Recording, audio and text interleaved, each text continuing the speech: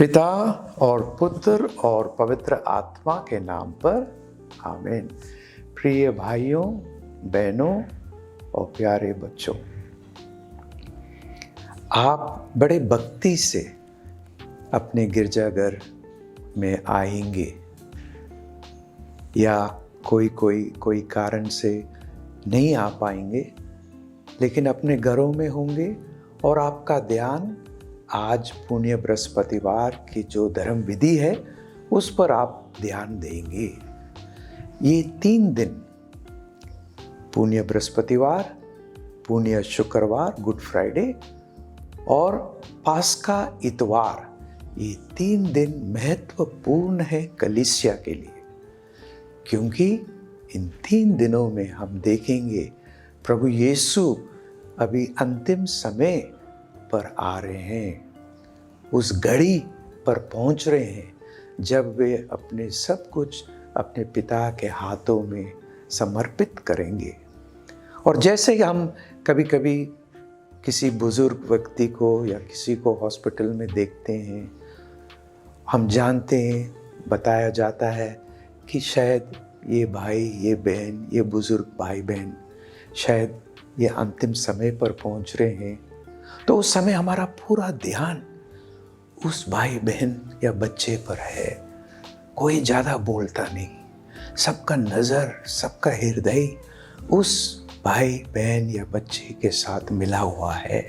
ये बहुत ही पवित्र और बहुत ही प्रेम भरा समय है, उस समय सबके लिए जो आसपास खड़े हैं। इसी तरीके से हम भी प्रभु यीशु के साथ, प्यार के साथ, भक्ति के साथ हम आए हैं। आज सुबह हम रिकॉर्डिंग के पहले ब्लेसेड सैक्रामेंट हमारे क्रिस्त राजा गिरजाघर चंडीगढ़ में सेक्टर 19 में हम दुआ कर रहे थे, प्रार्थना करते, फादर लोग, सिस्टर लोग, हम लोग परम प्रसाद की आराधना कर रहे थे। और जैसे हमने अपने मॉर्निंग प्रेयर समाप्त की, एक करीब 70-80 के बीच में होगा, एक आदमी आया जिसका एक पाँव ठीक नहीं था, फिर भी वो चल के थोड़ा मेहनत करके वेदी के पास आया और उसका एक पाँव ठीक नहीं था।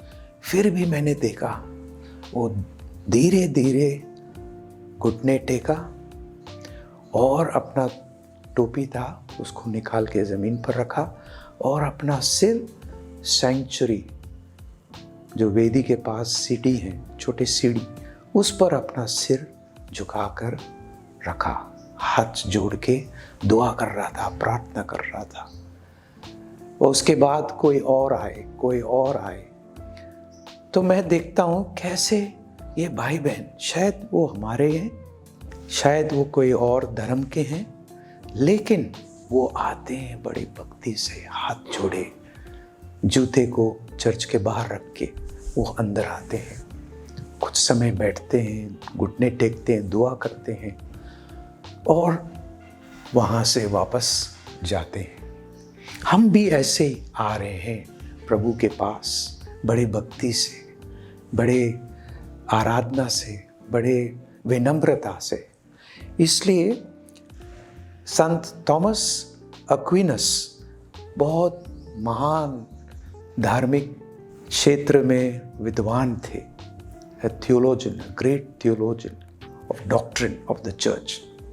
संत थॉमस एक्विनस ने एक बहुत दिल से एक सुंदर प्रार्थना प्रभु यीशु के बारे में, प्रभु यीशु की इस संस्कार के बारे में, यूकरिस्ट संस्कार के बारे में उन्होंने लिखा है।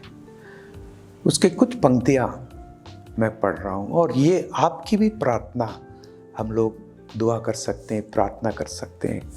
वो कहते हैं, हे सर्वशक्तिमान सदा जीवंत ईश्वर, देख जैसे एक रोगी जीवन देने वाले वैद्य के पास, एक पापी दया के स्तोत्र के पास, एक अंधा अनंत ज्योति के पास और एक अकिंचन विश्वमंडल के स्वामी की शरण में आता है, वैसे ही मैं तेरे इकलौते पुत्र अपने प्रभु यीशु ख्रिस्त के संस्कार के पास चला आता हूं। और कितने सुंदर शब्द। इसलिए वो कहता है, मैं तेरी अपार उदारता की याचना करता हूं, कृपा करके मेरे रोगों को चंगा कर दे, मेरे कलंक धो डाल, मेरा अंधापन दूर कर दे, मेरे गरीबी को समृद्ध में बदल दे और मेरी नग्नता को ढक दे, ताकि मैं स्वर्गदूतों के साथ मिलकर राजेश्वर प्रभु यीशु की रोटी को बड़ी श्रद्धा और विनम्रता के साथ, बड़े पश्चाताप और भक्ति के साथ, बड़ी शुद्धता और विश्वास के साथ, दृढ़ संकल्प और अच्छी नियत के साथ ग्रहण कर सकूं, क्योंकि यही मेरी मुक्ति के लिए उचित और हितकर है। कितना सुंदर प्रार्थना है। इसलिए एक समय आता है, ये संत थॉमस एक्विनस के जीवन में बहुत सारे किताबें उसने लिखे हैं, बहुत महान लेखक था डॉक्ट्रिन के बारे में, प्रभु के बारे में, चर्च के बारे में। लेकिन एक समय आया जब एक अनुभव उसको इसी प्रभु यीशु से मिला, जब वे अकेले अपने गिरजाघर में थे, और उसने बोला, उस अनुभव के बाद उसने लिखना बंद किया, और उसने बोला था उस समय कि जो कुछ मैंने अभी लिखा है वो खेत के भूसा जैसे है। इतना महान अनुभव उसे मिला। कहता है, जो कुछ मैंने लिखा है वो तो खेत के भूसा, जब ये कटनी का समय आता है और फसल को निकालते हैं तो जो रह जाता है वो भूसा जैसे। कहता है उसके बाद उसने लिखना बंद किया। तो देखो, हम लोग भी ऐसे ही आज के दिन इस महान संस्कार में आए हैं, और हम लोग देखेंगे कि क्या होता है। हम लोगों के लिए 3 घटनाएं का स्मरण आज हमें याद दिलाया जा रहा है। पहला, यूकरिस्ट की स्थापना, जो आप इसमें भाग ले रहे हैं, और थोड़ी समय में आप प्रभु यीशु को ग्रहण करेंगे। दूसरा, पुरोहिताई की स्थापना। आज अपने पुरोहितों के लिए दुआ करना, प्रार्थना करना। आज उनकी स्थापना का दिवस है। और इसके बाद यीशु अंगोछा पहन के अपने शिष्यों के पांव धोते हैं।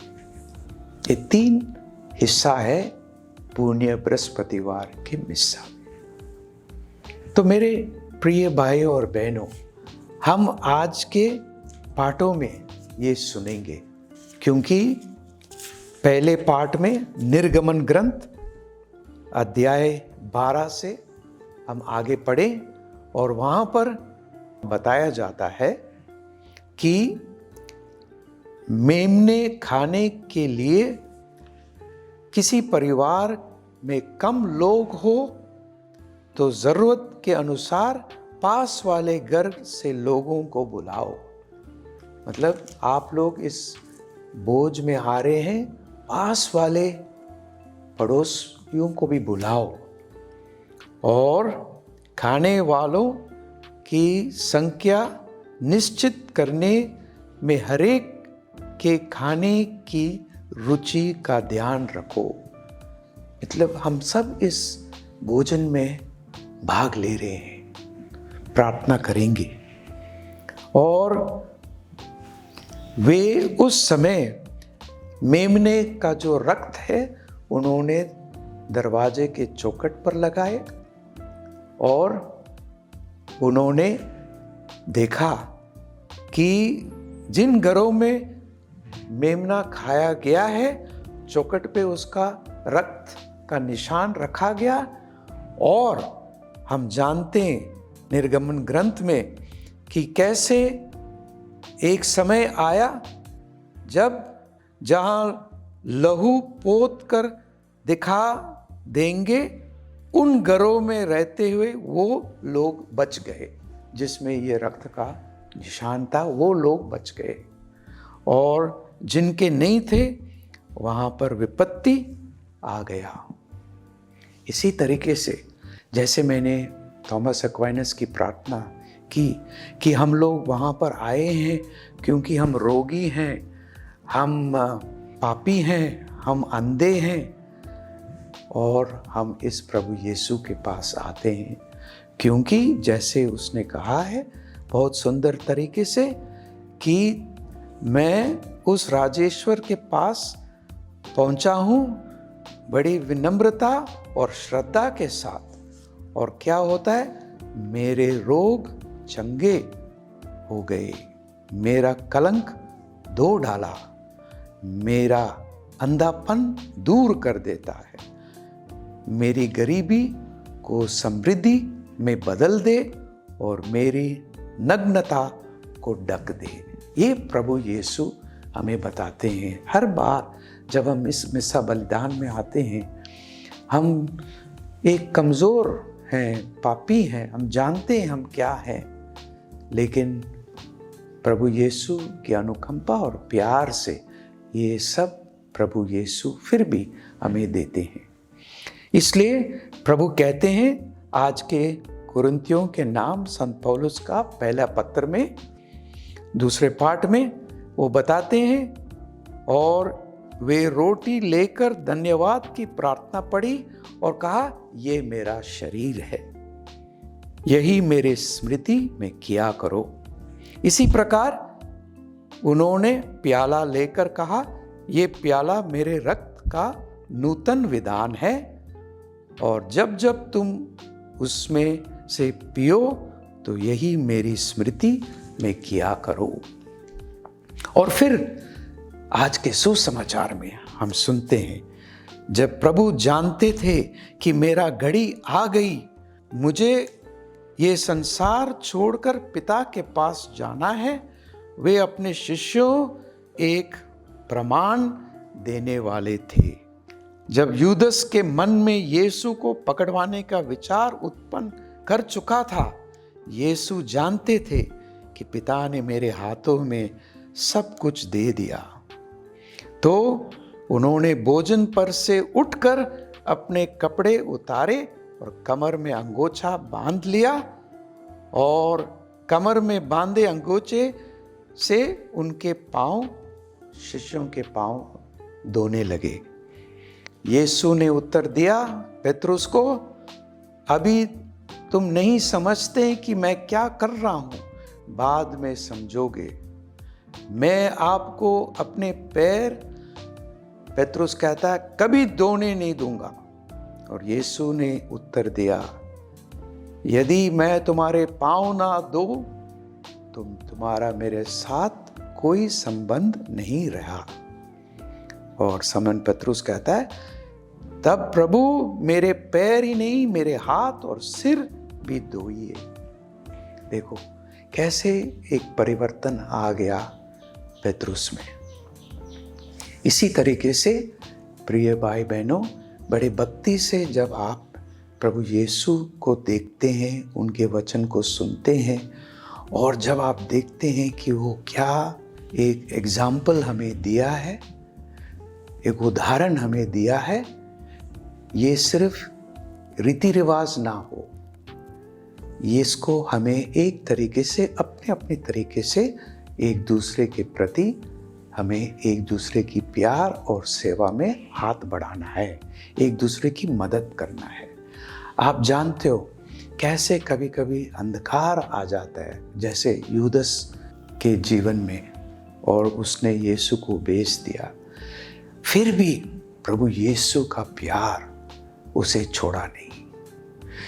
पेतरुस ने भी एक समय कहता है, मैं इसको जानता नहीं, फिर भी प्रभु यीशु ने उन्हें देखा, और उसका नज़र जब पेतरुस पर पड़ा, पेतरुस रो रो के निकल गया, उसका जीवन उसके बाद बदल गया। प्रिय भाई बहनों, ये भक्ति से आप इसमें भाग लीजिए। और जैसे प्रार्थना में कई तरीके से हमें चंगाई मिलता है, एक नयापन आता है, जरूर प्रभु यीशु आपके जीवन में भी ये नयापन, एक परिवर्तन, एक नई उमंग, एक नई आशा जरूर आएगा। भक्ति से भाग लीजिए और घरों में कभी कभी जब समय है बाइबल खोलिए और इन पाठों को, पुण्य बृहस्पतिवार और कल शुक्रवार, इन पाठों पर ध्यान दें, क्योंकि ये प्रभु का वचन है, उसमें शक्ति है, उसमें परिवर्तन है। God bless you all. सबको प्रभु की आशीष और कृपा पिता और पुत्र और पवित्र आत्मा के नाम पर आमीन।